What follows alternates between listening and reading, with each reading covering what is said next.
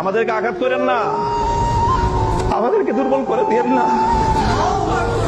নিরাপদ থাকতে পারবেন না ভিতরে আপনারা? আমি তো বললাম আজকে দাঁড়ান, কে আছেন এই দাওয়াতুল মুসলিম গায়রুল মুসলিমিনের মধ্যে দায়ীদের পিছনে দাঁড়িয়ে রাষ্ট্রের বিরুদ্ধে লড়াই করার জন্য হিম্মত দিয়ে মাঠে নামবেন? কে আছেন? আসেন, আমরা আসবো। আমি ঘোষণা দিয়ে যাচ্ছি আপনাদের কাছে, এটা নিয়ে যদি সামনে আমাদেরকে আরো বড় কোনো পদক্ষেপ নিতে হয়, যদি সরকারের বিরুদ্ধে এটার জন্য রুখে দাঁড়াতে হয়, আমরা রুখে দাঁড়াবো ইনশাআল্লাহ। কাজে আমাদেরকে দুর্বল করে দিলে আখেরে আমরা সবাই ক্ষতিগ্রস্ত হব।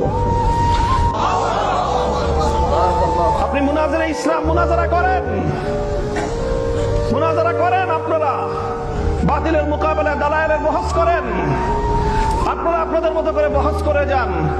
আমরা হয়তো মুনাজারা করব না, বহস করব না, কিন্তু আপনি আহলে হক হয়ে, আপনি উলামায়ে দেওবন্দের একজন মুখপাত্র হয়ে যখন মুনাজারা করবেন, মনে রাখবেন আপনার তাহাফুজের জন্য আপনার পিছনে মামুনুল হক কুকুর হয়ে দাঁড়িয়ে আছে।